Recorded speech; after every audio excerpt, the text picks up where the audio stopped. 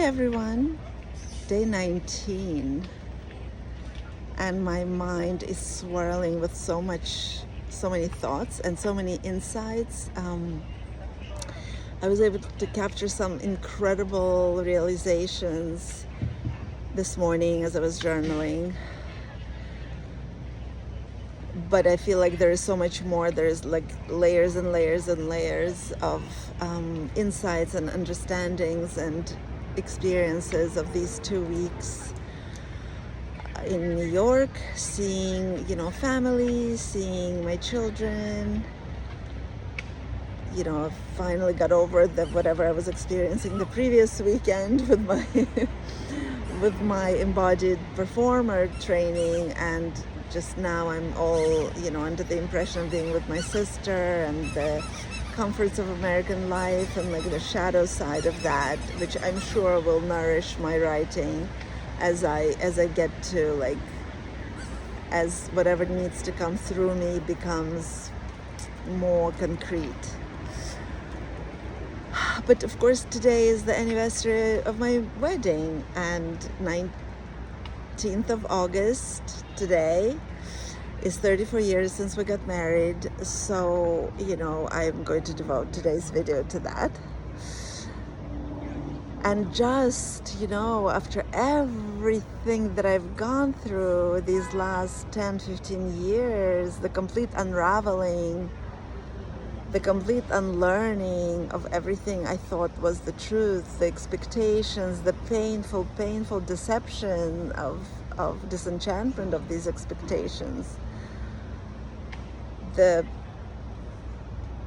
putting my husband on a pedestal and then ripping him down from the pedestal because he didn't end up being the idealized version of himself, but a regular human. I mean, all this is so humbling, and me too, of course, right? And just what I'm coming to is that there isn't a formula, there isn't an advice I can give to people. I mean, I am very much in awe of what I went through. I'm very much in gratitude to have gained these insights into so much wisdom about relationships. It was raining before, and now with the wind, the drops from the tree are coming down.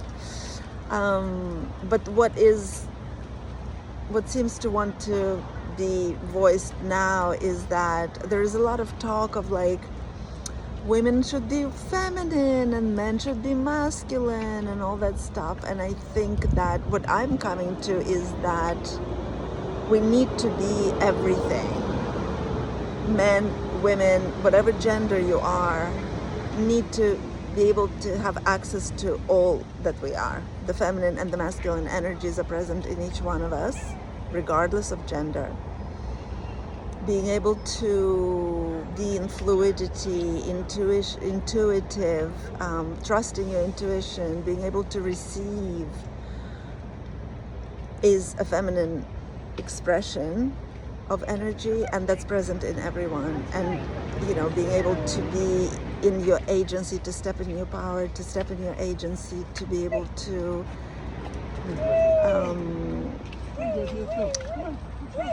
act in the world, bring your message through into the world, be on purpose. These are more masculine expressions of energy, and each one of us has access to that. And I think really for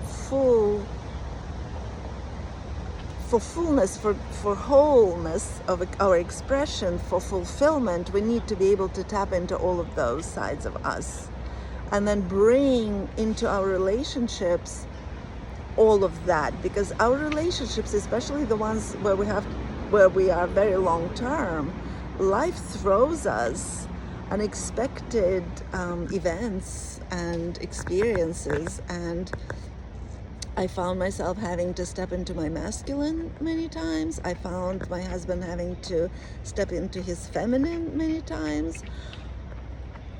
And then also, both of us coming full circle and just being very sensitive and being in attunement of our own needs and the person, next to you, so that we can act from harmony so that we can live in harmony and sense when there were times when I had to take the lead. I had to be, really face my inner man and bring him forth and be the breadwinner and be the man. And, and I feel that in my life's journey, this is what was required, because for the first 15-20 years of our married life, I was safely tucked under his wing and didn't have to worry about any of it, and actually atrophied a lot of my capacities and a lot of my gifts. And then, of course, when it was time for me to step into, to get in contact with my own inner man and to bring him forth in life, I was very much in resistance. I didn't want to, and I was blaming my husband for putting me in this situation. And, one mentor once advised me that everything is of the divine, that the person with whom I am, doesn't mean that it has to be forever, but the person with whom I am is bringing me exactly the gifts that I need, is putting me exactly in the situation that I need in order to come to my greatest potential. So I just feel that we each, the more we can be in this sovereignty, in the wholeness, in the fullness of our humanity, the less we will need to dehumanize our partners and stuff them into some boxes. Oh, you're a man? Oh, then you have to be masculine. Or you're a woman, you have to be in your feminine. No, that's such nonsense. It's outdated ridiculousness that just stuffs us in our boxes. We all need to be all of it. And life requires us to be able to step into all of it and then just be in that dance with each other, be in a dance with your partner in a way that you're both attuned to yourself and honor your needs first of all, and then also be in attunement to what life requires of you as partnership, of you as a team, and of you as an individual. So to me, there are no formulas. I won't give you any formulas, if we were to work together. But I'm very, very interested in looking at what your karmic wounds may be, what your karmic root causes of, your suffering, your experience. And then that will give me information as to why you're going through what you're going through in your life, and what does that mean? What are some of the expressions that you are resisting, that you need to come into about yourself, and then how this relationship can support you in coming to those parts of you that have been suppressed through conditioning and through expectations. Oh, it's wind again, but the rain. So yeah, this is what I'm coming to, and just, pretty much in awe today, just really, really flying. I mean, it's full moon, an important one with all kinds of squares, and I feel the energy, I was on a high yesterday, really, really light, really, really flying after being with my sister over the weekend, and this morning I woke up with certain gravity of the energy that I'm feeling coming in the ethers, and but also really, really aware of the sweetness that I'm experiencing with my husband, and not only with him, I think just in my life, my husband being one of the partners on the journey of my life, my children being other partners on the journey of my life, some other key people, I think we give so much importance to a specific person in our life, and then we're making everything about them, but our life is about us. Each one of us is the main character in our life's journey. Everybody else is the supporting actor.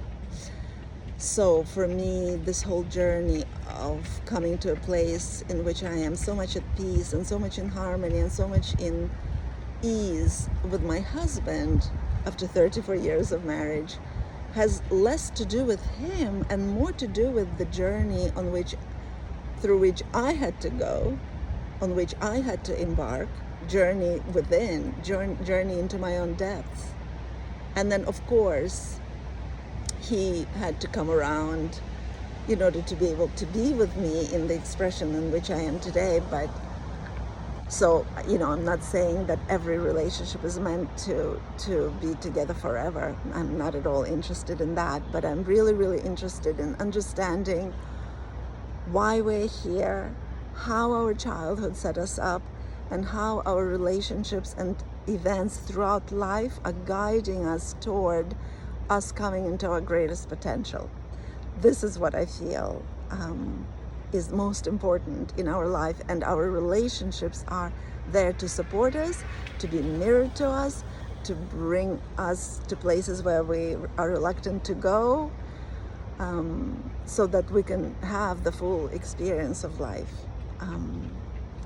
Anyway, this is what's coming out for me today. It's still very fresh. I haven't formulated it very elegantly yet, but I hope this makes sense when you hear it.